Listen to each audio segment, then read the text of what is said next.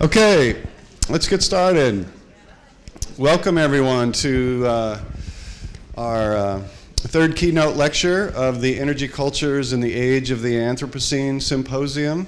It's nice to see everyone turn out. I hope you get a chance to attend the panels and talks tomorrow as well. We have a panel on the future of the Anthropocene, a talk by local journalist Jeff Biggers with some commentary by Gene Goodwin from Iowa State University and State Senator Robert Hogue.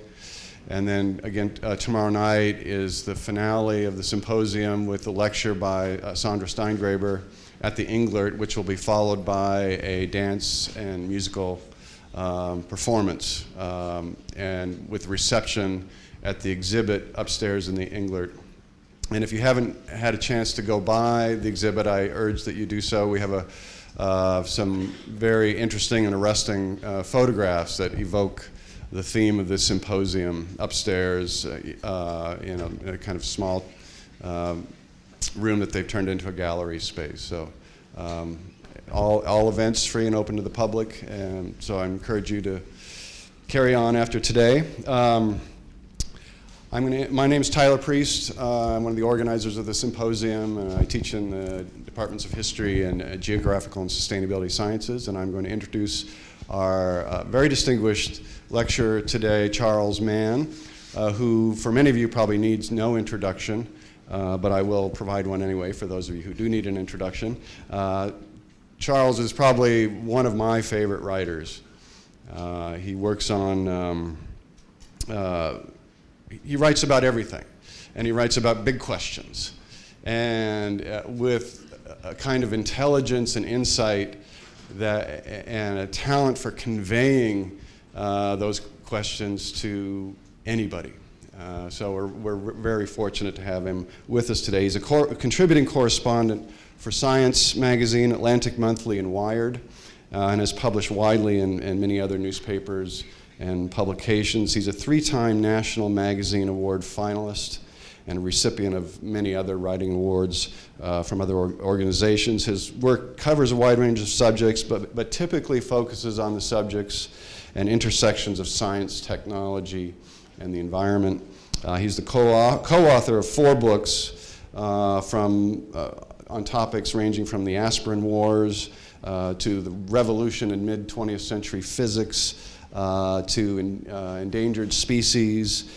He's perhaps best known for his book 1491, New Revelations of the Americas Before Columbus, which won the U.S. National Academy of Sciences Keck Award for the best book of the year in 2006. If you haven't read it, it's a pretty amazing look at reconstruction of the Americas before Columbus, before the Columbian Exchange in the 15th century, and also for the book that followed, 1493, Uncovering the New World Columbus Created, which looks at the latest understanding of the world that the Columbian Exchange created and transformed. More recently, he's turned to subjects related to energy and to the big challenges and dilemmas that we face as the human species with climate change and energy development. He published a real interesting essay in Orion magazine in 2012 called The State of the Species. More recently, in 2013, he had a cover story piece for The Atlantic called What If We Never Run Out of Oil? And then just last year, 2 of his more notable publications were, one was with Wired magazine, Renewables Aren't Enough, Clean Coal is the Future, and then in The Atlantic, How to Talk About Climate Change So People Will Listen. And I'll turn it over to Charles to talk about climate change in a way that we can all listen to. Thank you.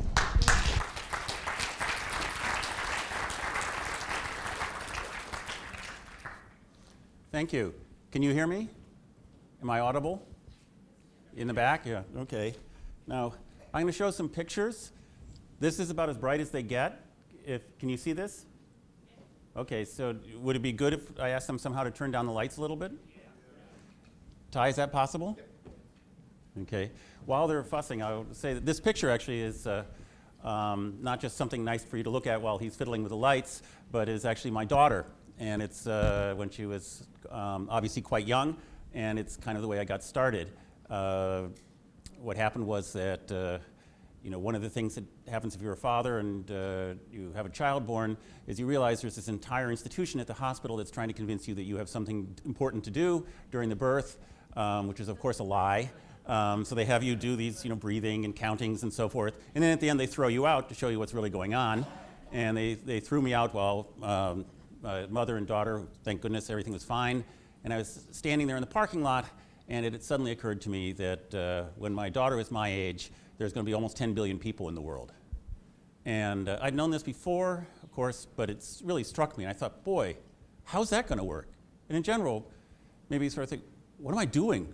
What kind of world am I bringing a child into? And over the past few years, I've been mulling over this question. And in some ways, it's actually a great world. It's not too hard to find things like this. This is the global per capita income. There's this fellow named Angus Madison, an economist who spent most of his professional career trying to reconstruct how wealthy people were in the past. And if you look, what you'll see is that people were basically quite poor, and then bang, something happens here, and global income skyrockets. We're just so vastly much wealthier than our ancestors, even 500 years ago, that it's kind of mind-boggling to consider. And then if you look at, this is where the takeoff takes place, somewhere around 1800, and you can see it just rockets up. No matter how many stupid things and horrible things that humanity does, we still manage to do it. So here's the Depression, makes a jog. Here's the second, this is probably the Great Leap Forward. These tremendously awful events happen, and nonetheless, there's been this enormous increase in global affluence. And the striking thing about this is, even though there's rocketing up, this is actually an exponential curve, right? And so a real graph that didn't do these kind of funny things with the scale over here would just go up to the ceiling. So what we're looking at is this unbelievable explosion in affluence that's happened, a great chunk of it, in our own lifetimes. And I think that hundreds of years from now, when people look back at what happened, in the time that we all will be alive, this is it. That hundreds of millions of people in Asia, Latin America, and lesser extent Africa, lifted themselves out of destitution into something like the middle class. I mean, it's really extraordinary. There's an increase in human well-being that's absolutely unlike anything before or since. And it isn't just the case that there's a few places that, in one way or another, again, this is an exponential thing, so it's understating the curve. This happened in every part of the world. It's an incredible thing. So in certain ways, the answer to the question, what kind of world am I bringing my daughter to, the answer is a vastly richer one than ever before. And even if you just put it in terms of, it's hard to make these comparisons, but even if you just put it in terms of your daily bread, one of the things that's striking that if you're in Babylonia, a day of labor roughly give you 15 pounds of wheat, according to the archaeologists who study the same thing. Classical Greece, things are slightly better. Day of labor gets you 24 pounds of wheat. Great Britain, beginning of the 19th century, back down where we were. The average person in Great Britain in 1800 was no wealthier than the average person in Babylonia 3,000 years ago. There'd been absolutely, nothing had happened from that respect. Now, let's look at the US. If I've done the math right, which I did the other day, a day of labor gets you, for the median person, you take the per capita income of an American, divide it by 365, take the price of wheat. If you do that, you get more than 1,000 pounds of wheat. That's how much wealthier we are, just in terms of our daily bread. It's an absolutely extraordinary change. And because we're sitting on the top of the hill, it's quite hard for us to realize how far down the bottom is. We sort of look around us and we think this is all normal. In terms of human history, it's completely unprecedented. Now, the other big change that's happened is that people are better off. when I was in high school in this period, about 2/3 of the developing world was malnourished. Now, I should quickly tell you something about these kind of statistics. They're all assembled from the Food and Agriculture Organization, but people like that keep slightly changing the definition of what they mean by malnourished and so forth. So this whole chart here, and a couple of others that follow, is really an exercise in comparing apples to oranges, but there's no help for it. So I want you to understand that this isn't an exact chart or anything, but the trend is really, really clear. In 1950, something like 2/3 of the developing world is hungry. Now here, the most current FAO report says it's 11.8%. And that's despite the fact that the population of the world has more than doubled in that interval. I mean, this is, again, an absolutely incredible mark of affluence. There are fewer, as a percentage, let's put it this way, if any random person is born today, they have less chance of being hungry than at any previous time in human history. And then you get, all these other things.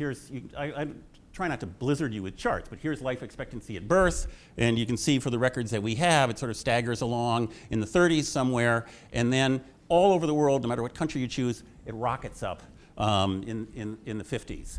People are living longer, they're richer, they're better fed, and it really doesn't matter what part of the world you choose. Even really poor parts of the world are better off. A very, very poor country like Zimbabwe, where I was last year, parts of it extraordinarily poor. They are richer than 19th century English people were. I mean, we look at them because we're so much more affluent than them. We say this is absolute misery. No, they're actually much better off than people were in the 19th century.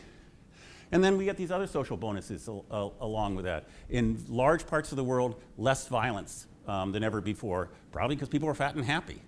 So, from that perspective, everything's great. I've taken my daughter and I brought her into the very best world possible in human history. Now, why is this extraordinary jump in affluence? A huge part of it has to do with the vast increase in energy consumption that began with the Industrial Revolution. And there's been dozens and dozens of historical studies before. I'm unaware of one that doesn't give a primary role to the enormous increase in the amount of energy that's available, which basically means fossil fuels. All these great things that I was telling you about are directly tied to the use of fossil fuels. And our society is so tied into fossil fuels that it's often invisible in the same way that when we get into an elevator and we don't think about the fact that there's these extraordinary machines that are taking us up between floors that somebody from the 19th century would have been completely blown away by. The connection between energy consumption and economic output is as close as one can find. That's Václav Smil, who some of you may have heard of. Now, it's not just energy in terms of heating your house, which is some of you may have heard. It's energy in other ways too. There's no modern society that doesn't have enormous amount invested in steel. Steel that makes the buildings that here, steel that makes infrastructure possible. So the world makes, that's 1.6 million metric tons of steel per year. 90+% of it is produced with coal and coke. When you have a blast furnace, the coke actually sits in here, which is a form of coal, and the iron ore resin. The coke is physically part of the process. About 1/2% is produced in this all-electric way that's very expensive. But the vast amount of steel that we produce, again, this absolutely critical part for every modern society, capitalist, socialist, you name it, is produced literally with a fossil fuel as part of the reaction. The same thing is true with cement. No modern society can function without cement. It's a critical part of every infrastructure, every society you can name. We produce enormous amounts of this stuff, 4 million metric tons in 2014. And here's the rules of thumb. About 200 kilograms of coal produces a metric ton of cement. About a metric ton of cement produces about 3 cubic meters of concrete. There is 98, 97, it depends on how you count it, percent of concrete is produced with coal, and the reason is to make it, you have to take limestone and heat it up to get it really hot. This takes an enormous amount of energy, and it comes from these extremely dirty plants. Similarly, fertilizer. We make an enormous amount of fertilizer, 190 million metric tons. Now, because you guys are in Iowa, I'm not sure if I should talk to you about fertilizer because you need to know about it or you already know about it. And I forgot to ask Ty whether this was redundant. But look, you guys know why you need fertilizer. You need fertilizer to provide nitrogen. How many people know this? You guys, I actually gave a talk like this in New York City, and how many people knew this? And not a person raised their hand. It's so good to talk to intelligent, sophisticated people. Now, the reason you need nitrogen, right, is mainly to make this stuff called rubisco. Rubisco, which is this ridiculous name, was literally named after a cereal, is the catalyst that makes photosynthesis works. And it's the primary need for nitrogen in the plant is rubisco. The more nitrogen you get, the more rubisco you get, the more photosynthesis, and the more photosynthesis you have, the more growth. There are plants that are more than 50% by weight rubisco, and that's what the nitrogen is going for. Now, unfortunately, nitrogen in the air, it consists of N2, like you learn in chemistry in 10th grade, and those two nitrogen atoms are locked together so tightly that plants can't split them apart. Millions of years, billions of years of evolution have failed to find a way, and so instead what they have to do is get their nitrogen where it's less loosely bound in compounds like nitrates. So plants have to get them from compounds like ammonia.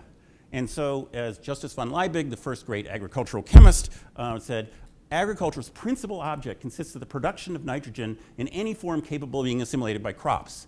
What a farmer does, a farmer is a delivery vehicle for nitrogen to crops. And it's obviously simplified, but there's an amazing amount of truth in that. So then in 1909 and 1913, in two different steps, these guys named Haber and Bosch discovered a process by which you take CH4, methane, natural gas, heat it up in the presence of this, and you produce ammonia, which is the basis for fertilizer. So what you get is the percentage of industrial fertilizer that with fossil fuels is its primary ingredient, 100. This is like easy on the test, right? And it says percentage of industrial fertilizer with fossil fuels as a manufacturing full source, another 100. Okay, so 1% of all of global energy goes into making this fertilizer. And it has a huge impact on human life. Here is the nitrogen fertilizer consumption over time. You can see it just exploding. And 45% of the world's dietary protein originates in this version. So this chemical reaction, which is driven by fossil fuels, is responsible for 45% of the world's diet. So when you're talking about fossil fuels, you're not just talking about heating up your heat. You're talking about the fact that everybody has enough to eat. You're talking about the fact that we have these nice cement roads to drive on and walk on and have buildings made out, and the steel underneath them. These fossil fuels are woven into every aspect of our life, our very good life. There's this problem, though. There's a downside to this, and that is using all these fossil fuels is dumping a tremendous amount of carbon into the air. And so we are funneling all this carbon into the air. I'm sure you've seen diagrams like this. I won't go on to explain what they mean. And the problem is it's mostly invisible. So we have this urgent public crisis that you can't see. This was my house when I left. To tell you about the problems of global warming, this is what I saw when I walked out the door on the day going to Idaho. Where's the carbon dioxide? Where's the warming? So you have this enormously difficult problem that is attacking something absolutely fundamental to our society, the use of fossil fuels. And in daily life, you just don't see it. In daily life, what I see is somebody going to get killed on my roof because of snow, right? So global warming, climate change, is really a problem from hell. And in the formulation, there's a terrific book by Wagner and Weitzman, which just came out, called Climate Shock. As they point out, it's almost uniquely global, it's almost uniquely long-term, almost uniquely irreversible and uncertain, and it's the only thing that's ever been like that all at once. It's just awful. So the global part, if you think about it, it doesn't make any sense to have like Luxembourg making a climate change treaty. It's got to be everybody all together. There is no long-term global treaty on an issue of major economic importance in the history of the world. It's just never happened. There's no precedent for this. We don't have institutions that do this. There is a kind of example in the treaty to ban the chemicals in spray cans. But this isn't something that's absolutely foundational to society. There's nothing like this has ever been done. Diplomacy has never accomplished anything like this, and certainly not anything with real teeth in it. Now, there's a possible model that I would argue for this kind of sweeping change, and that's the abolition of the slave trade. It was a major global industry for centuries upon centuries. You know, huge numbers of people were, particularly for the transatlantic slave trade. And in the US, the slaves were this nation's single largest economic resource at the time of the Civil War. And there's these various economists who have tried to estimate it. And the sort of typical figures, they say that the wealth embodied in the slaves was like $10 trillion. And so, and the same is true in Brazil, in the Caribbean, in every place that slaves were, they were the most important economic asset that they had. Now, the trade was largely banned in 1807, but it wasn't an international treaty. What it was you had this enormously powerful British Empire, and they said, we're not going to let it happen. So this was actually an example of imperialism.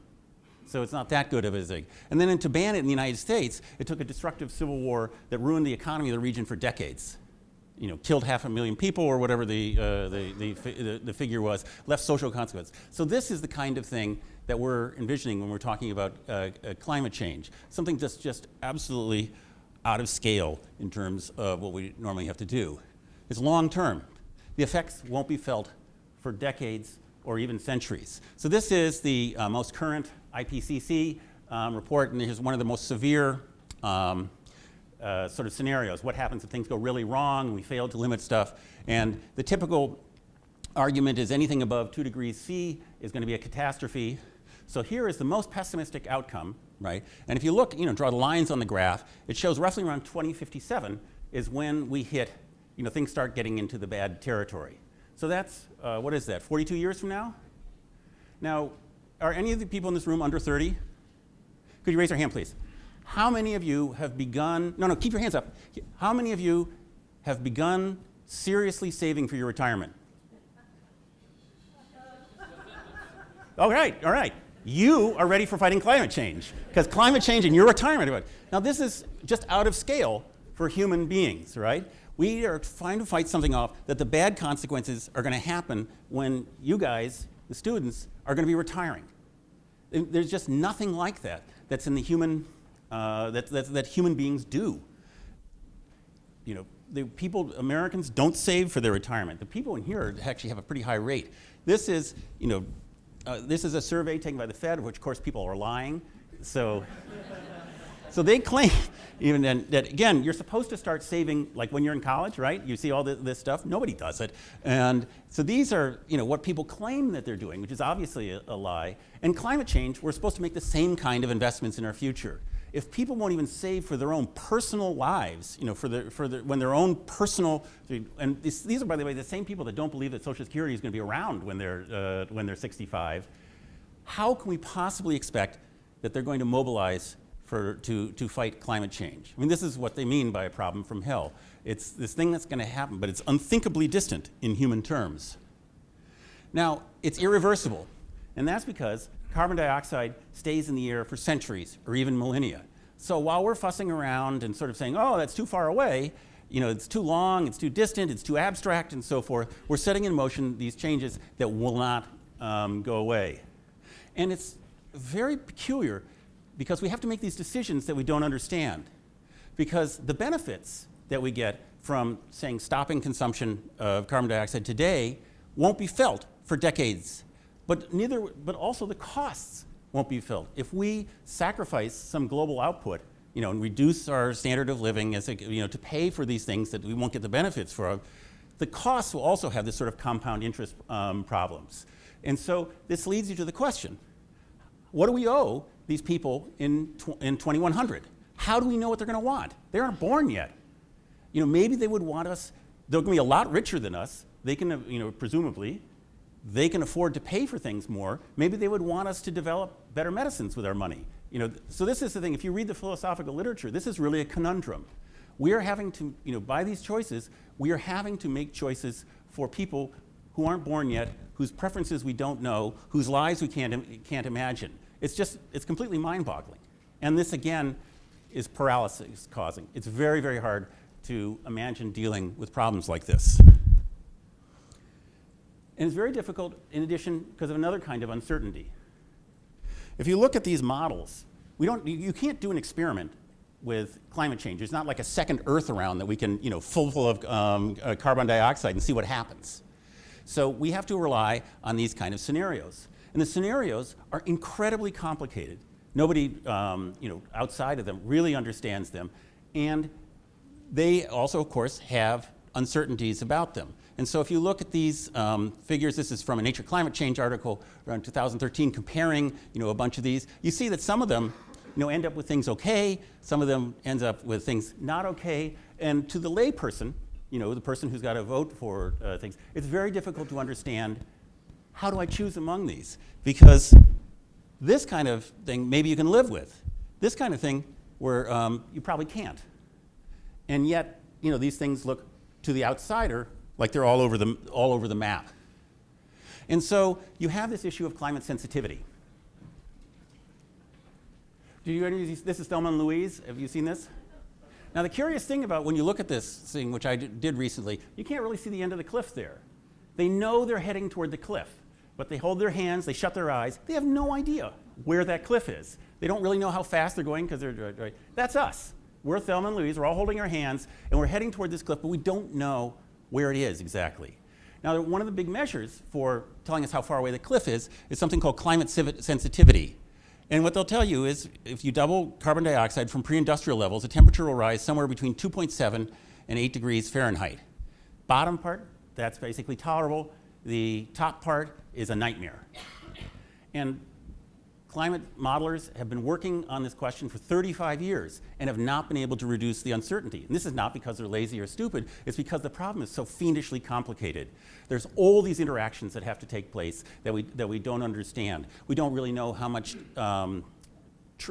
carbon dioxide trees will absorb. All the measurements are taken as extrapolations from a single set of data that was done back in Colorado. I think it's Colorado about 30 years ago. There's a guy named Daniel Botkin who's now trying to do a better job. We recently discovered 2 years ago that there's vastly more fungus in the soil than we thought. It absorbs huge amounts of carbon. How does this play into these models? Nobody knows. All that kind of stuff is not included. It's very, very difficult problem. So people have been working on this for 35 years. We don't know how close Thelma and Louise are to the cliff. And even these figures, which we talk about here, eliminate 20% of the possible range, more or less. So there's a 10% chance was below, another 10% chance there's way above. And so we have to make these enormous decisions about these things that are absolutely foundational to our society without much guidance. Normally what you'd like to say is, okay, you can put this much in and no more, and you have a target and people can shoot for it, but you don't have that.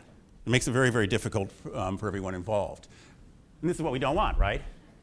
We don't want to do what happened to us, what happened to Thelma and Louise. So the obvious answer to all this on some level is we clearly need to shift away from fossil fuels and go into renewable sources of energy. And if you see the headlines, you see, how many of you have seen headlines like this about talking about the astounding progress in renewables, which this is my favorite, astounding 418% from 20, these are all right, these are all accurate, but they don't really show you everything. So this is from the Energy Information Agency, came out last month, and this is what they mean by renewables. And you'll see that wind and solar, which is what you and I tend to think of, are actually a small part of it. The rest is hydroelectric and biomass. And biomass is wood and wood-derived fuels, in other words, burning wood, which sends up a whole lot of carbon dioxide into the air. Municipal solid waste from biogenic sources, also kind of problematic. Sludge waste, fuel ethanol, very complicated, as you guys know here in Iowa, and biofuel consumption. So really, this figure here should be these guys down here mostly. And so it looks, but still, that rise looks quite impressive. Now let's see it in the total context. This is the same report, total energy production from the United States. This is all those things lumped together. So the real figure is down here. This is fossil fuels. So it grew 400% in the last, whatever that was, 5 or 10 years, whatever that thing said. It's got to happen, that 400% has got to happen again and again and again. And it just doesn't happen that often that you have exponential growth for decades on end. It's really a problem. It's very rare for it to happen. So we got to get this up to here and fairly quickly. The problem is that renewable energy isn't like, one of the reasons that people like fossil fuels, you just turn on the switch, a natural gas plant will go. It isn't really the same with this. This came across, I got emailed this a couple days ago. This actually is true, that there's a certain number of people in Germany who are quite worried about the fact that there's going to be an eclipse, and so they're going to lose about 6 hours of power in the middle of the day. And so to cope with that variability, you have to kind of have a kind of energy storage of an unprecedented sort. And so thanks to the stimulus, there's been a number of these large-scale arrays. This one happens to be in Spain, but they've built these things where they attempt to beam a whole lot of power at something that's like a big block of salt, melt it, and use the warmth from that to generate heat for hours to come. And this is the first one of these. It's in Andalusia, Spain. And you need to build, in addition to all the production that we were talking about, getting that little thing down there to go up here, you also have to build this in tandem. Because otherwise, I don't know if you've noticed, but it gets dark every so often. And you don't have very much solar energy when it gets really dark, so you need that. But you don't even need just these, you need more. Here's wind power, which is runs during the night, but occasionally the wind stops. And so this is the Bonneville Power Administration's records for 2009 during an 11-day period in which their wind farm, one of the largest in the entire United States, generated no power. Now, one of the great tragedies that happened during Hurricane Katrina was when the Memorial Hospital there lost power for 5 days. And that caused terrible catastrophe. It caused eventually a bunch of doctors and nurses. It caused so much suffering they eventually effectively killed a bunch of their patients. You do not want to be in a hospital that doesn't have power for 11 days. And so there is no mechanism we know of for storing that much power for 11 days for a large region. And so that's just a huge technical challenge that we don't know how to deal with, that we just simply don't know how to do it. And so the scope of the challenge for going into renewables is just absolutely enormous. And then, because I haven't discouraged you enough, there's always this oil. Before we had thought maybe we'd run out of oil, but it turns out we're awash in this stuff. And our oil production has gone up to the level last seen in the early 70s. This was the most recent report, again, from the Energy Administration. This is our oil production. And there's no reason to imagine that it's going to stop. So we have to shift away from fossil fuels at precisely the moment when we're just, the boat is filling up with them. And the reason for this is that they discovered, in addition to the kind of classic, gusher type that you imagine from Texas, all these other kinds of oil, and what they call unconventional petroleum. And it turns out this stuff is all over the place. There's huge amounts of it. And so there's always a cheaper alternative, one that fits well with the infrastructure we have, one that we know does the things that we want to do, just as a kind of additional weight on the system. And just in case we think that that's not enough, this is a vessel called the Chikyu. It's an experimental ocean-going vessel. It's out there and doing right now. And what they're doing is trying to find this stuff called methane hydrate or clathrate. And what it is that at certain temperatures and pressures, water forms these kind of lattices around methane molecules. And we'll get this stuff at the bottom of the continental shelf. And what that is it's essentially like a snow cone filled with natural gas. And there is a lot of it. These are the most recent map that I've come across of the methane hydrate beds that are believed to be there. So a conservative estimate is 3 cubic pentameters, which is about 2 times the known fossil fuel inventories of all other types. And so it's just never going to go away. There's just huge amounts of fossil fuels out there. Nobody knows exactly how much of this can actually be extracted, but even if just 1% of it can be extracted, it's just an enormous amount. And so on March 12th, 2013, was the very first time that somebody successfully extracted this from the bottom of the ocean and was able to burn it off, and it was the Japanese. And they're, of course, very excited about it. Our reaction was we have a $50 million pilot study. So even as we are, working away at increasing the amount of renewables we're using. We're also spending money to develop this incredibly large supply of fossil fuels. So this is your challenge. When as a certified member of the, I think I'm just at the tail end of the baby boom. There's this book, this incredibly annoying book by the former anchor Tom Brokaw about how much better my parents' generation was than we were, and how they had surmounted all these challenges that we effete snobs had not, and that they were just altogether a lot better than us. But it occurred to me that the challenge really for my daughter's generation and for the younger people in this room is you guys got an enormous challenge ahead. And the cool thing is, if you do it, generations and generations from now, people will look back at you guys and say you are truly the greatest generation, because you ripped apart the economic structure of the world, rebuilt it in a way to assure the future of strangers you'll never see. It's hard to imagine a more wonderful act than that. And I actually think it's quite cool that my daughter has a chance to be part of it. And I'm old. I won't be around to see what happens, but I think that there's a good chance you guys will do it, and my hat's off to you. Thank you.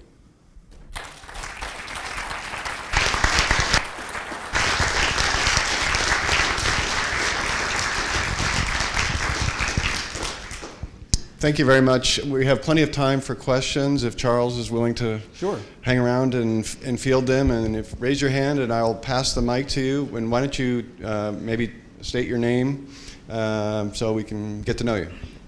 Thanks. Hi, Louis Livingstone. Just on this last point about the worry that if we shift to renewable energy, if there's that cessation of whatever we're producing the energy with, will face a crisis. Could we not invert the graphs of where we're getting our energy from and rely predominantly on renewable energy sources? And in the case of a time when there isn't energy being produced, we can rely on these sources that we have in holding with the natural gas and the petroleum? Yes, I mean that's the basic idea. The hard part about that is that you saw that 11-day gap. What that means is that infrastructure's got to be ready to go full tilt. And then the rest of the year, it just sits there not doing very much. And so you end up with a kind of parallel infrastructure that a huge chunk of which doesn't do very much for most of it. And that's just a difficult process. Because in other words, you not only are turning things over, you're maintaining this entire secondary structure. It's obviously physically possible, but it's really a headache. Also, you have to coordinate them. Mm-hmm. Let's go to Peter here first. Do you hold out much hope for improvements in storage technology for wind and solar? Well, do I have much hope? Yeah. Well, I think the way I think about it is this. It's pretty clear that the kind of short-term storage you're talking about with the pillars of salt, there's a bunch of demonstration projects that show this can work. It's not cheap, but it can work. The question is, what about the long-term stuff? And the greatest cause for dismay on that, I think, is that we basically haven't begun even to think about it. So the question is, can you get enough from sort of distributed sources and somehow redo the transmission lines so that power can really flow in huge amounts around the country where it's needed? I'm unaware of anybody who's even seriously tried to model that out. So the answer is, we're so ignorant about this that it isn't really clear whether we should be hopeful or not. I'm going to take the prerogative and jump in. There was a book recently published by Stephen Levine about the quest for the battery technology. Yeah. Have you seen that? Yeah. Can you maybe talk about research into batteries? Well, that's another model that people talk about a lot. Is that the idea is we'll all have these batteries in our houses, and there'll be power shuttling back and forth. And so in our house, this house that you saw that was covered with snow, underneath that snow is a large solar array. which isn't doing very much good right now. But the idea is we have the biggest solar array in the neighborhood, and so we would provide power for some of our neighbors who are surrounded by tall trees and that kind of thing. And so you have this kind of much more distributed model of power. And when we're generating extra power, which we do in the summer, it flows into people's batteries, which are in their Teslas, and in their, these things go around. And it's a very attractive and intuitively appealing idea. Again, I've never seen it worked out, really how you would do it, how you would control it, how you would make sure that the people who need the power get it. There's this kind of intuitive sense that you should be able to do it, but it seems like it's extremely difficult to imagine in a sort of a nuts and bolts way how you do it. So that in addition to the very real improvements in batteries that we need, there's this whole other conceptual part that needs to be done, which is to imagine how they get all hooked together in a way that's satisfactory and ends up with hospitals getting their power. Hi, my name is Melissa Burlingame. I was wondering, because a lot of people talk about the need to shift to renewables, but what part of the picture do you think the energy efficiencies and also doing things such as cogeneration, so taking advantage of the sources that are in use, so like landfill gas use and that stuff, how much of the picture do you think that could play? Well, energy efficiency is really important. It's very difficult to imagine how you get from point A to point B without much more increase in efficiency, but it's expensive. My wife's an architect who's very interested in sustainable design, so we built a super insulated house, and we paid for it. Then there's no real way around it. It's just very much more expensive at the beginning. I mean, we have savings from the energy use, but the costs of this are substantial. I think they need to be incurred, and it would be really great if there's a part of the political system in the country that seems not to be very focused on the need to have incentives for insulation and things like that. And it would be great if they would pay attention to it. The cogeneration, it's great, but it's basically you're producing fossil fuels, and so it's not that great from a climate point of view because the gases that are coming from are natural gas, so that's better than coal, but it's still natural gas. Thank you for being here. My name is Mike Carberry, and I've worked as a renewable energy lobbyist for the last 10 years. There's not much money in that. Yeah. I read a lot by Arjun Makhijani and Mark Jacobson from Stanford University, and I believe that we do have the technology to face this problem. What we lack is the political will, and it's because we live in the greatest country that money can buy, political system that money can buy, and those last words are the most important ones. We don't have the political will because the people that run the fossil fuel industries don't want the status quo to change. They're making too much money. So I look at this more as a political problem than a technological problem. Your thoughts on that? I guess I think that everything you're saying is correct, but I think it's a real second-order problem. The problem is that fossil fuels, regardless of the evils of the companies and the lobbyists and so forth, are deeply entwined in the American way of life. And it wasn't like an evil plot. It was because fossil fuels have the kind of energy density, they have lots of desirable properties. If there was no climate change issue, you would not be hearing a lot about how bad they are, because in most ways they've been a tremendous boon, especially if you put scrubbers on this, and so you have this problem that no matter what the society is, whether it's China, which doesn't have the same kind of lobbying that we have, Europe, wherever they are, it's an enormously difficult problem because you're taking something that's deeply linked with the fundamentals of middle-class prosperity, and you're trying to radically change it while maintaining it. And I think of it as, I live in Massachusetts, and you probably guys have heard of this thing called the Big Dig. Does that ring a bell?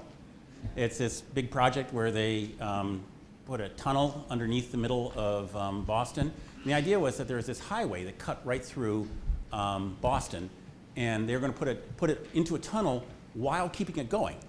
And so they dug, while they were maintaining this infrastructure, they dug in the swamp beneath it. And it turned out to cost about 10 times more than they had anticipated because nobody had ever done it before, and people were completely freaked out by it. And if you imagine that was just one local thing, this is what we're trying to do with climate change. That doesn't mean that we shouldn't do it, but it does mean that to my mind, yes, the fossil fuel companies are of course trying to maintain the status quo by every means that they possibly can. But the fundamental nature of the problem is just a really difficult problem, and that wouldn't change even if they suddenly became inexplicably cooperative. Yeah, no, I'm not saying it was a bad idea, but it was really hard. It was really hard, and you guys paid for it, which I'm very happy about, because 80% of the money came from. So now you have to do a big dig, and instead of us in Massachusetts being able to rely on you to pay for it, we all have to pay for it ourselves. Back here, Charles. Charles, thank you very much. You very clearly presented the daunting challenge that we face right now. My name is Jim Throgmorton, and I follow up on Mike Carberry's question. Several of us in this room are affiliated with a national or international organization called the Citizens Climate Lobby. Mm-hmm. And the CCL promotes what they think of as a revenue-neutral carbon fee and dividend approach. By revenue neutral, it means the carbon fee would you charge a fee on carbon so that there'd be steady, increasing incentives against using carbon-based fuels. And the money, the revenue generated by that would be returned to all households in the country so that there would be no, basically, attack on lower income people as a result of increasing the cost of carbon-based fuels. And it would be revenue neutral so that nobody could claim that it's a tax and spend kind of initiative.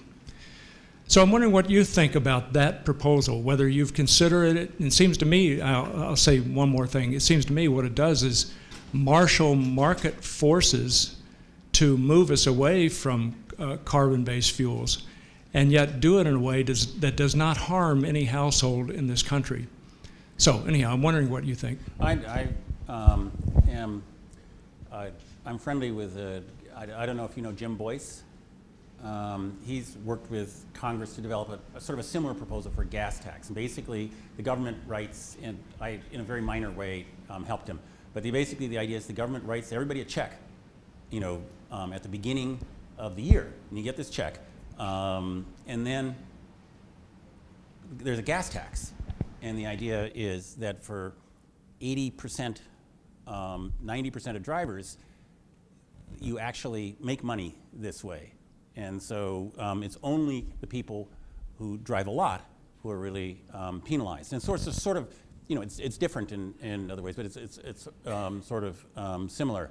And this basically seems like a terrific idea to me, but there's a couple of issues with it in the America we have today, in which there are just a whole lot of people, for a variety of reasons, who are very suspicious of what they see as this kind of federal social engineering.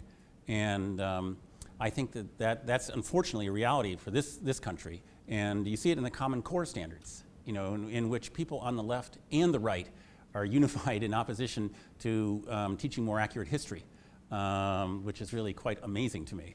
But there it is. And so something like this has happened to Jim's proposal, which he worked with Ron Wyden on this, in that both the left and the right attacked it. The left because they saw it as inevitably working against the poorest, no matter what we pointy head said, and the right because there's this sort of reaction that this is somehow working to help Obama. So I think it's a great idea, but it's going to take a long time to push that particular thing up the road. It seems to me. But I hope I'm wrong. It would be great to be wrong. Over here now. Over here. So thank you again. My name is David Osterberg. Thanks for coming. I want to get back to what you started with, which was compound interest and whether or not we're doing anything about some future. And a couple things on time, and that is World War II. General Motors goes from making cars to making tanks in 6 months. Doesn't take very much time if you really want to change over and you have a reason to do it. You know, you just have to make climate change like Hitler, which might be hard. I'm going to respectfully disagree with you, because it would have taken General Motors a lot longer if they'd had to completely rebuild the national infrastructure while they're doing it. They're going from one gas vehicle to another gas vehicle. There is no country that I'm aware of. Ty, what would you say is the median time in decades that it takes a country to build up a good, you know, like European and North American countries, to build up their infrastructure so that almost everybody has reasonable electric power? Decades.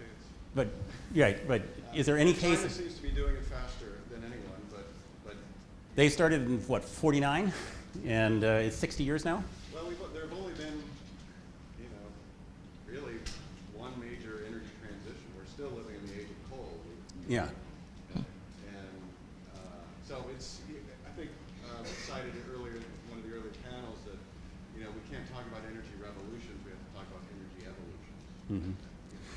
So Good. Can I take two decades? And let me show you what the 2 decades would do. Wind power was growing at a rate where it was doubling every 3 years, from about 2000 to 2012, right? And right now, I think wind and solar in the U.S. is maybe 3% of electricity. So 1%, let's say it's 1% of total energy. How many doublings does it take if you're doubling every 3 years?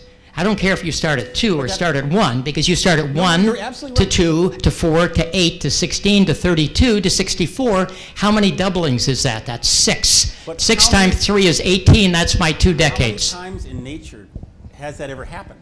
To have that much exponential growth, you know, like that, it just doesn't. It didn't happen with the original energy infrastructure, and when the demands were much clearer. The second thing is that not only do you have to make production grow, you also have to grow storage, which is essentially at 0 now.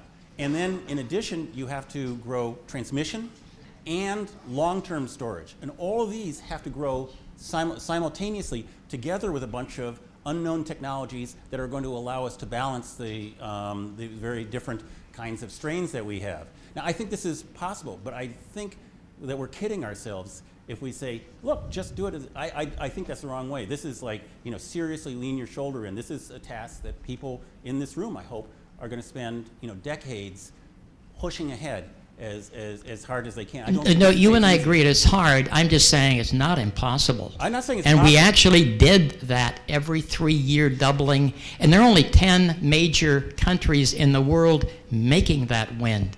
You can grow faster than that.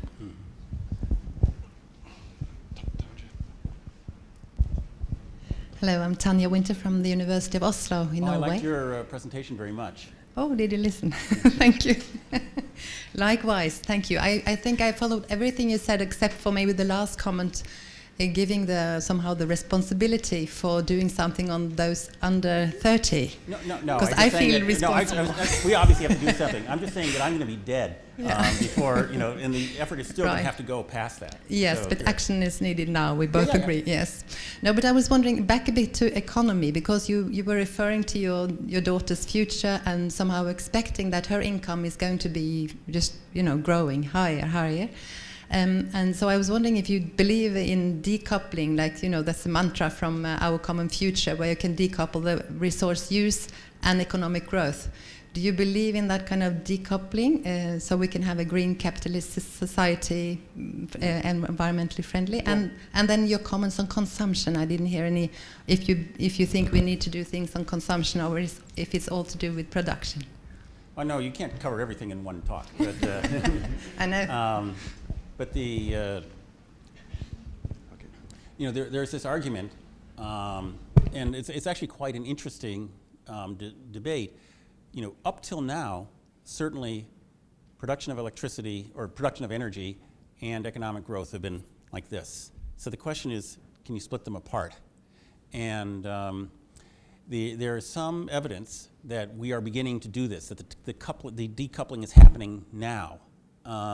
There's other arguments that we're not counting the energy properly, and that because energy is now coming in so many different forms, we aren't really accounting for it, and the coupling is still there. So this is actually an empirical question, and I would say we would know the answer for reality in 10 years or so. We'd have probably a good chance of knowing. But the second thing is that if you talk about a very big push, like this man here, into wind and solar, you don't necessarily have to cut down. I mean, his argument is essentially you may not have to cut down on consumption, and so the question might be moot. I don't know what the answer is probably the shorter version of what I just said. Am I good? Yeah. Hi, my name's Eric Zimmer. I'm a history PhD student here at the university, and I think that perhaps nothing better sort of exemplifies a major strain of environmental history, and that is unintended consequences of human action. Nothing quite exemplifies that like 1491 and 1493, your two books, and that massive change, everything from demographic collapse to the transmission of all sorts of things all over the world, just because of that very famous visit by Christopher Columbus and his friends to the Bahamas. And I was wondering if you could talk, just reflect a little bit about, as we go forward and try to address some of these problems that you've presented us with today and that the other presenters have presented us with, as we think about solutions, to what extent should we also be considering that experimentation with trying to find new sources of energy or whatnot, and how we can sort of gauge how to mitigate unintended consequences that could do perhaps more harm than what we're facing right now? I think that's thank you for asking that question, because it occurs to me that something I meant to say and I didn't is that I was showing you all these nice graphs of things extending into the future, and that you should know that those nice graphs extending into the future are almost certainly nonsense, because something will happen that we don't expect. And I mean, that doesn't mean that we can't go on doing the best we can, but even Thelma and Louise might have hit it, when their eyes were shut, might have hit a giant rock that prevented them from going off the cliff. And so we're proceeding blindly. And one of the ways that I think of it, is that we do have a whole lot of institutions for managing risk. They're called insurance. And so what we're really doing in climate change, it seems to me, and in spending this, is buying a kind of insurance, especially against the very worst consequences. And I suspect that if you look at, if it was understood that way, that would take away some of the political sting from the debate, because almost everybody, except for maybe James Imhoff, would argue that there's at least a chance that something's going on. Then the question would be how much. But also, if you look at the amount that people in their households pay for insurance, it's considerably more than they pay for mitigation, which is, if you look at how much they pay to improve their house, with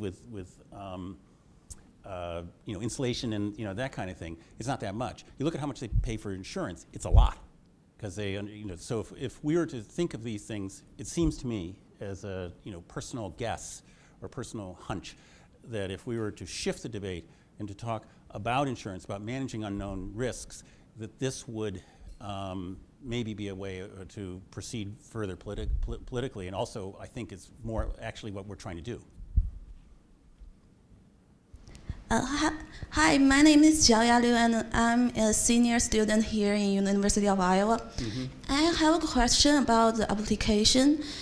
If the political system allows, and how can you estimate how long that the renewable energy can be applying to our daily lives, or at least gradually change some of the part can make the people see we need to use the renewable energy can be used, and it can be greater, better than the burning of fossil fuels?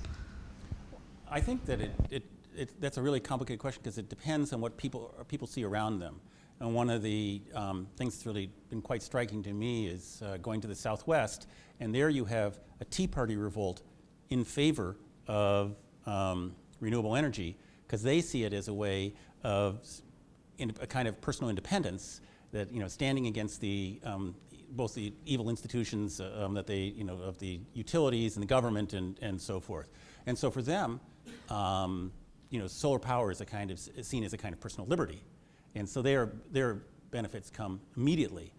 But for people like me, we have solar power, and essentially it's been an economic loser for us because we paid for this big installation, which I'm very happy about, don't get me wrong, but the game is rigged in the state of Massachusetts so that the utilities rip us off, and the payoff time is going to be forever. So so me, this supposed card-carrying climate guy, is looking around not seeing any benefit from it, and these people who hate climate change, the very idea of it in Arizona are enthusiastic about it. So the answer is, when you have that kind of wild variation, it's really difficult to say this will happen at this date. It's a way of evading your question, but I think it's honester to evade it. Yeah.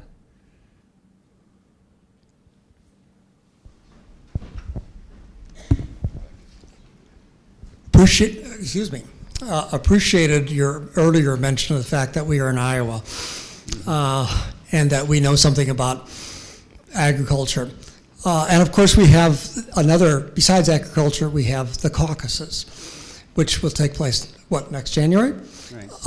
Anyhow, one of the big topics of discussion in the state leading up to the caucuses is the renewable fuel standard, which sets, David Osterberg can correct me, but sets a minimum percentage of fuel that has to be ethanol, which of course is made with corn.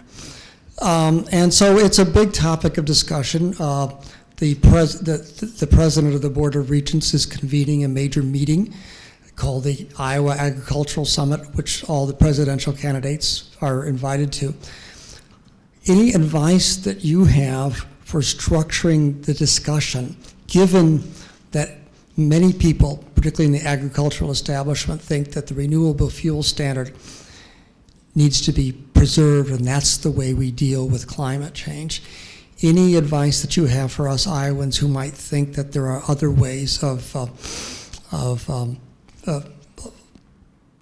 alternating our energy? Well, I've met too many farmers who have been kept alive by this thing. So I feel gingerly about denouncing it because it's clearly, there's many negative environmental impacts from this. Plus, there's something sort of really weird about the idea of taking food and turning it into gas when it could be used to feed people. And there are still hundreds of millions of people who are, I sort of wish they would just take the corn and put it in a boat and send it to people who would use it. But it also, so I guess personally, and this is just not me being an expert or anything, but as just some guy who's thought about it a bit. I do wonder,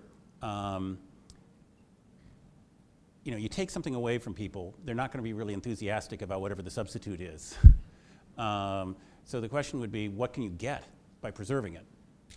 If there's plenty of economic arguments against this, and if you were seen as preserving it and along the way getting something else that was actually more effective, that might be the sort of thing that practical politicians actually do.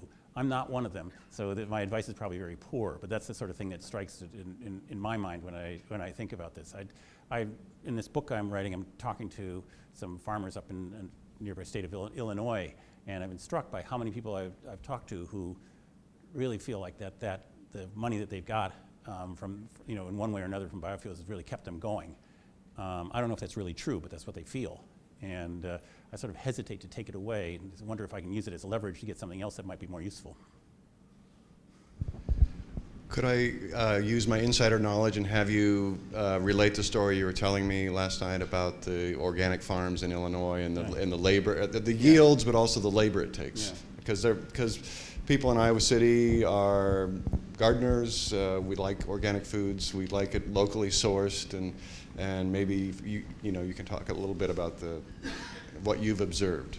Oh, the reason I'm there is that in Northwest Illinois are some very remarkable kind of Michael Pollan dream type farms, where in addition to sort of wheat and corn and soy, there's guys that I've talked to who have 450 acres where they're growing like 1,000 different crops. They're really quite extraordinary, and they are some of the main suppliers for restaurants in Chicago and places like that. And what I was telling Ty last night at dinner is that when you see these farms right next to the industrial agriculture, they couldn't be more different. One of the things that's most striking about them is that they require an incredible amount of labor. And the labor is completely unsubsidized for farmers. It's a total drag for them. Whereas the guys next door who are planting wheat and soy, there'll be typically 1,100 acres or so. The guy next door to this guy, I'm thinking of this 1,100 acres, 2 people, father and his son, and $750,000 or more of equipment, all of which is subsidized in 6 different ways. And so we have in our system a whole way of pushing through legal channels a type of agriculture, and only extremely stubborn people can possibly survive doing this other kind of agriculture. And their crops aren't even recognized as where they're not even, there's these lists of things that you can get subsidies for, and the things he grows aren't even on the lists. And so it does strike me that the kind of trade-off you might get is that maybe if you kept the biofuels thing going for the guys, you might be able to get something for these guys who are doing much more for the land. But again, I'm from New England. What do I know about the Midwest? That's your guys. I hesitate to say anything more uninformed, so I'll switch to another person. So we've been talking a lot about, you gave us 3 choices. You got mitigation, adaptation, and suffering. That wasn't me, but yeah, okay. Okay, well, you were the messenger. And so we're talking a lot about mitigation and whether it's possible and what's the cost. How about adaptation? We know there's a lot of CO2 in the atmosphere now that we're not seeing the full effects of. And we know just the way the system is set up, the most optimistic decreases are going to put a lot more up there before we would, plateau out someplace. Can you comment at all about what you see in terms of people in this country or anywhere that are looking at serious adaptation and what they think they're going to be facing? Almost every city in the United States is thinking about its coastline. Boston, among them New York, and so forth. And they're looking at expensive mitigation proposals that are basically involving, in one way or another, putting baffles across the kind of thing that they have in the Netherlands. There's a whole lot of Dutch companies that are slavering at the bit, actually, to do this. And there's a quite wonderful book called Windfall by this amazingly named guy named Mackenzie Funk, which is about all these companies just chomping at the bit to make money from climate change, and particularly from selling us means of adaptation. So in a sort of weird, repulsive way, but at the end of it, you get kind of bullish about all this. You think like, whoa, that could be a career, cleaning up after our ancestors' stupidity. So the answer is that there's a lot of things, but of course, all of them are very expensive, which is the reason that the companies are excited about it. Hi, my name is Nikki White. Welcome to Iowa, and thank you for your time. Obviously, this talk was about climate change, and so one would expect you to address that and not every problem ever that humans have kind of perpetrated against themselves. But I was a little surprised, I guess, by your response to Noma in that there was a question over here, that if we could replace fossil fuels with renewable energy, then the consumption problem would be moot. No, I'm saying that there's an argument for that. Oh, okay. No, I'm not saying, but that would be the argument, right? Hey guys, and you could even imagine that as a political point, which would be, hey guys, are you afraid that you're all going to be huddling in the dark to do this? Nonsense. We'll have clean renewable power, and you'll be able to use all your Game Boys and keep the Christmas lights on 24/7 for 365 days a year. Hooray! Right? That would be an argument. Okay, I just wanted to clarify that point. Yeah. Thank you.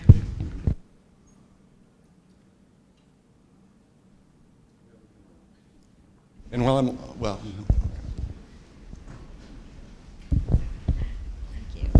Hi, thank you. My name is Meena Khandelwal. I'm an anthropologist, and I do work in India. And I'd just like to put something out there. It seems that the whole discussion about innovation, and a lot of it is focused on technology here, is focused on what the affluent, the top of the pyramid people can do in the world. And I understand the reasons for that. But I feel that maybe it would make sense for us to also look a little bit more closely at the bottom part of the pyramid, and because that's where you see leapfrogging technologies. So I was in a village in Rajasthan in India in January, where villages where people there is no infrastructure for electricity. Well, electricity has just come in the last 3 months to some of these places. But you find people now getting solar. Everybody has a cell phone, first of all. So why have cell phones proliferated in places like India so much more quickly than here? Well, because there was no infrastructure for landlines, right? So that obstacle is not there. And that may also be the case with some transitions to renewables that may happen more quickly at the bottom of the pyramid than here or in Boston. And just recently read a book about Kerala in India, where the government has, actually as a result of social movements, so it's a democratic government in the state of Kerala, has legislated that all farming will be organic by 2020 in the entire state. And that's a response to all the problems created by the Green Revolution, the illness, the soil loss, the debt, all of that. Thank you. I'd like to hear your comments on that. Well, India is like, basically they can leapfrog because it's inexpensive, right? It's cheaper to have cell phones that people charge off of solar than it is to do all the wires. But it's it's wonderful, but it runs both ways when you don't have an infrastructure. In the Northwest and in Rajasthan and further north, you have those projects, those amazing projects that Modi built, or were built under him, where you have these incredible solar farms. I think there's 168 of them now. I'm going to India next month, so I'm going to see some of them, I hope. And then, but in the Northeast, in a place like Dansak, they're full steam ahead with coal because it's really cheap. The laborers, they treat the laborers abominably, so they're really cheap. They have all these subsidies, because it's partly because the state's involved. And so at the same time that India is, tremendously pushing solar, it's full steam ahead. They've just, the Ministry of the Environment has just, opened up the gates with that, I forgot the name of the guy who's now in charge of it, but his mission is to increase the production of coal. And so you have India going on these two completely contradictory tracks, which are both driven by the same phenomenon that you identified, which is that that things are they don't have an existing infrastructure, so something cheap can rush in to take its place. No, yeah.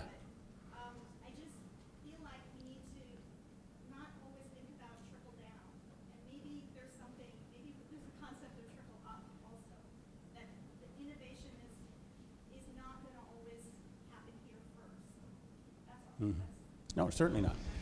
And maybe just following up on the question about coal, you've written about carbon capture and sequestration and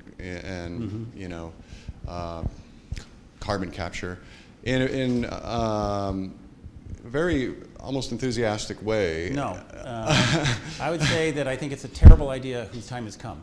Okay, that's what I mean. But there are people who have when you start looking at the scale issues of trying they're to... huge problems. Yeah. It's the same, and the same problem affects carbon capture. The carbon capture is the idea is that, particularly in places like China and in India, you have an existing infrastructure that is quite new in many places that relies on coal.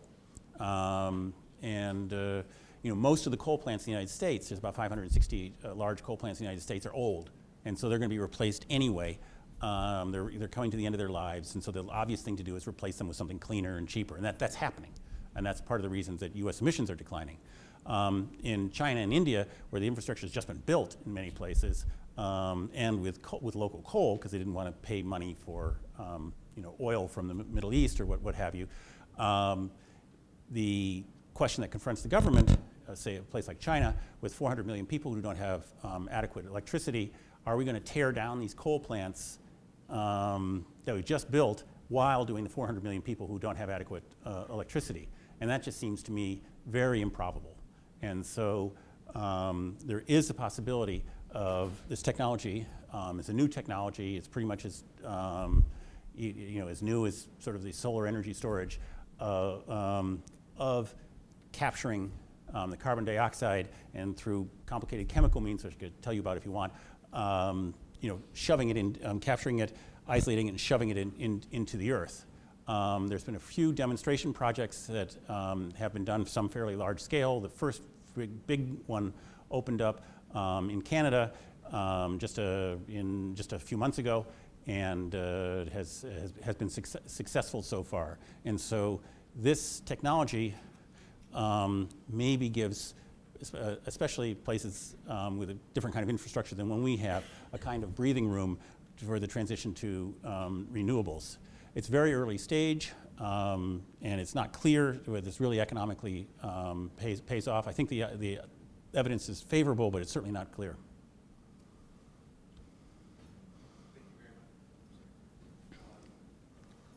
I'd like to thank you very much for coming out to this event and this wonderful Q&A session. So I'm Brad Kramer from over in the Department of Earth and Environmental Sciences, and one of our students one day informed me of something I had not heard of, which was, sorry, let me backtrack. So you were talking earlier about, if you did make a massive switch in the 11 days off, where there was no wind blowing, and so how, if you were going to combine renewables and conventionals, how you were going to then have this issue of dual infrastructures that you're then going to have to maintain. One of our students, not our students, but a student from engineering brought up this issue of a concept like gravity batteries, where you're combining, for example, wind and hydro, and the wind during the day, the excess energy is able to pump water to higher elevations. Then when the wind is down, you can then use the hydro to make up that gap.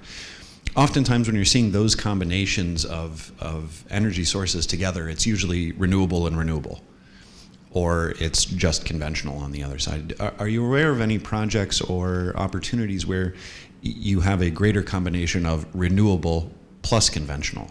Well, you're talking about like pump power stations. Exactly. There's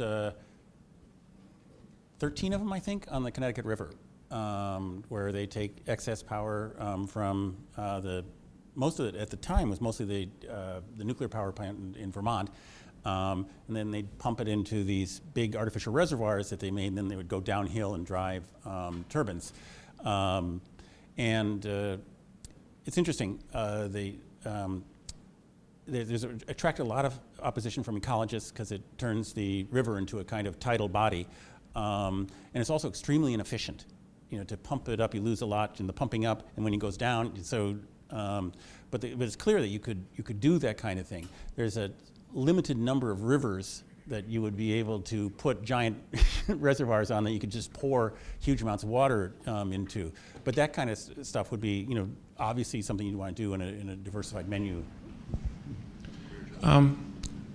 Here we go. My name is Kamyar Shayan. I'm from University of Northern Iowa. So it seems like this morning we heard that issues of energy, future of energy, and all the troubles we're in are mostly cultural and political.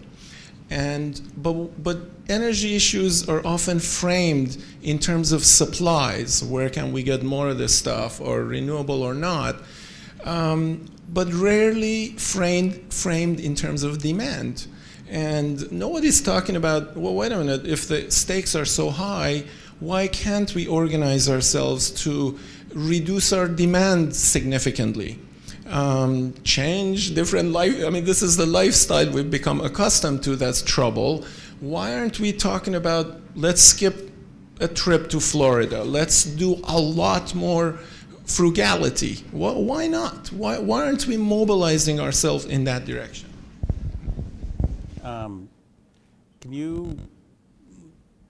What would be an example of a worldwide frugality campaign that you can think of that had happened before?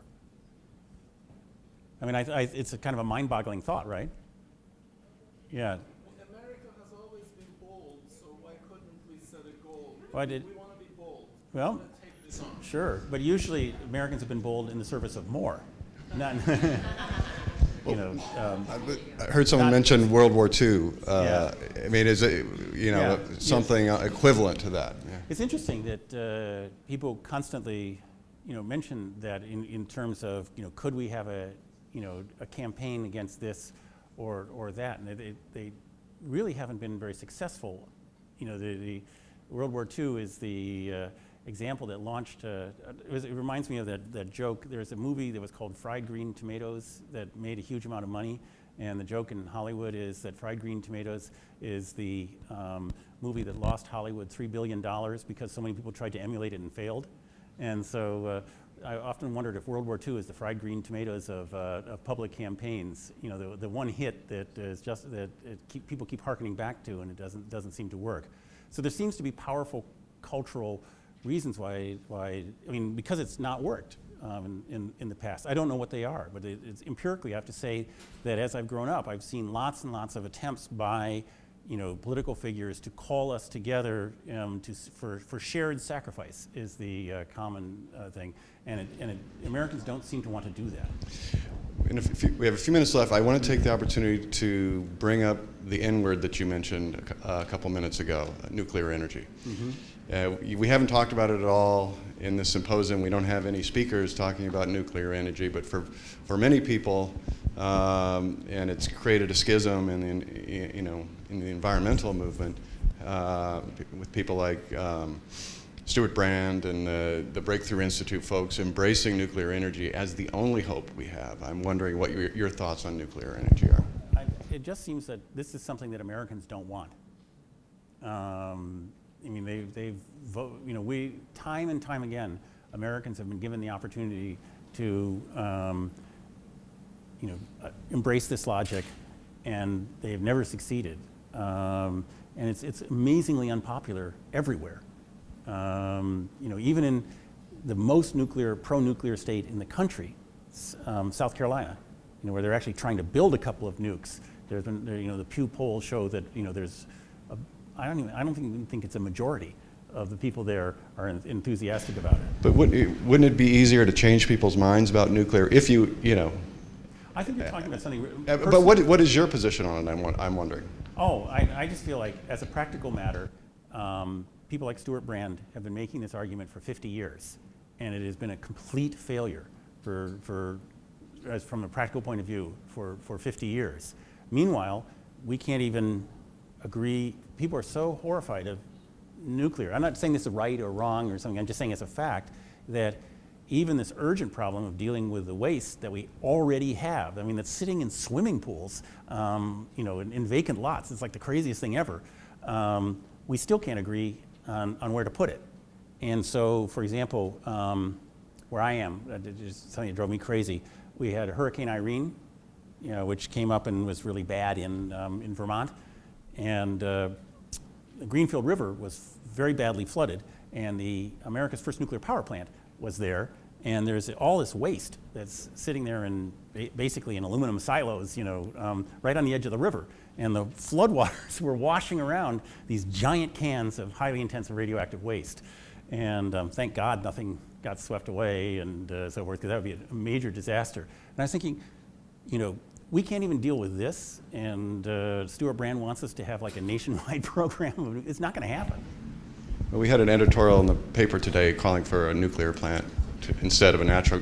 We've just announced a proposal for a $75 million natural gas plant, and it was Rightly or in the wrongly, paper. I think Americans have said no. Yeah. Okay.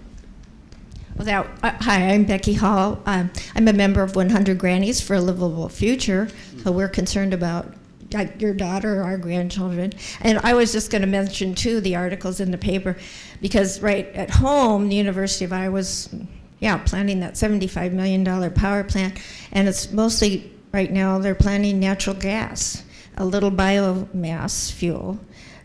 So that's a combination, but that's the fossil fuel that they're planning to burn.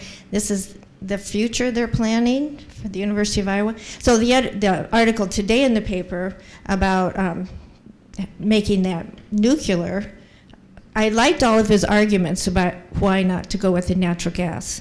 But then at the bottom, it's nuclear, and I'm like, oh, gee. But his arguments were very good.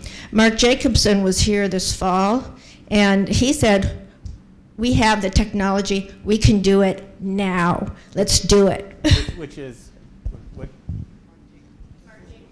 No, to do renewable, all renewable, 100% renewable by 2030, 2040.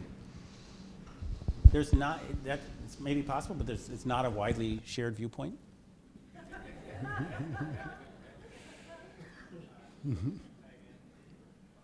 So just drawing in a few of the different comments that have been made about decoupling the economy from the energy production, and sort of who should be in charge of the onus of actually making that push. For China, it wasn't really a choice for the citizens or the industry. The government said, we're going to do this, and just put all the money behind it and began purchasing all of the renewable energy sources that they could, not sources, but the production materials that they could. And I'm just wondering, is there a way that we can make it, and whose job would it be? Is there a way that we could make going towards renewable energy sexy without forcing it down your throat, in ways that, like, Germany gives you a huge amount of money to purchase renewable energy sources if you're going to install them on your home, and then give the money or give the energy back to the grid? Is there a way that we could do that in countries that have the capacity, in the affluent countries, to make it so that people are interested in it, not because it's going to save the world, but because it makes it easier for them to have energy efficiently and in a way that you can make it widespread and not just people who are interested in it? We do have those kind of programs. In fact, we get a check every year from, I think it's called SREX. Is that the name of it? SREX? The federal energy, there's federal and state subsidy programs for solar and wind in almost every, it was federal for every state, and I think in state for almost every state. Yeah, and so those are being done. Essentially, though, you would also have to couple that with a program that utilities are fighting tooth and nail, which is that they would, what happened in Massachusetts, the utilities went along with it because they actually make money off of it. We make $1 worth of solar, we send it back to them, and they don't give us a check for $1. They instead give us a credit for 50 cents that we can spend on more energy since we're already from them. Yeah. So they make money coming and going. I think we've come to the end of our time, and this has been a fabulous turnout, wonderful questions. If you want to continue the conversation, we can do so tomorrow in the symposium. I urge you all to come out, but let's give a round of applause for Charles and for yourselves. Thank you.